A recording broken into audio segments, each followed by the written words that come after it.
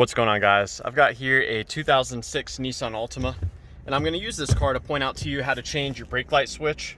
But before we do that, let's check the fuse for the brake lights. I like to check fuses before I start replacing parts. Now, the brake light fuse is going to be behind this cover. We just hinge it downward like so. And looking to the upper right hand side, there's a 10 amp fuse here. This provides power, constant power, to the brake light switch, and you can remove it with some pliers. Just pull straight out, and I'm not sure if you can see this very good or not, but this is what a good fuse looks like. It is intact, it is not blown, and there is a included fuse puller that normally hangs out right here in the fuse box. This is very easy to use as well.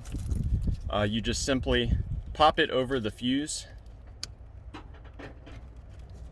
and once it's on the fuse, you pull it out, and the fuse will actually fall out through the opening on the back of the fuse puller.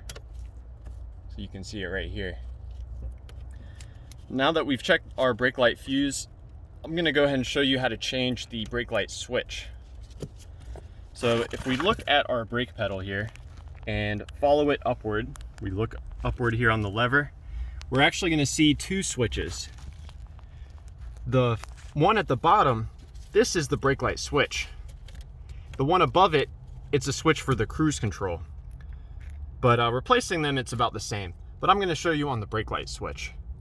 And you can see the way it works. When I hit the brake pedal, the lever moves away from the switch and it allows a plunger to come out of the switch. That's what actually makes it work.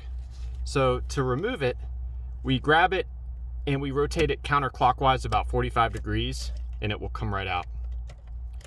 Before you take it out though, try to make a mental note of how far it's installed, because you'll want to mimic that on the new part.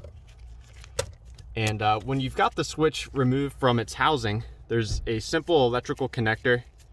You push on the tab here and it will come right out like so. Now looking at the switch here, we've got a red yellow and a red green. The 10 amp fuse I showed you provides constant power on that red yellow line. When the plunger comes out of the switch here, it will connect that to the red green and send power to all of the brake lights. So obviously if your switch is disconnected completely, the brake lights are off. When you click in your new switch, at this point your brake lights should come on because the plunger is out. Now when you reinstall this part, or when you install the new part, you push it in and then you get it to where it was before, and you lock it in place by turning it clockwise.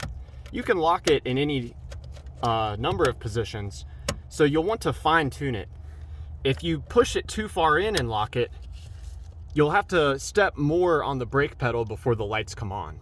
So you could actually be braking slightly without your brake lights being on. If you have the switch too far back, then the brake lights may come on even when you're not hitting the brake, or they may just be on permanently. So you can fine tune the adjustment there. For me, I like to back up to a building that has a lot of glass on it, so I can look in my rear view mirror and see when my brake lights are coming on. So yeah, I hope that this information was helpful for you, or at the very least was a good starting point in troubleshooting the brakes. I'm going to put up another video about changing the actual brake light bulbs themselves, so be sure to check that out. And as always, thanks for watching.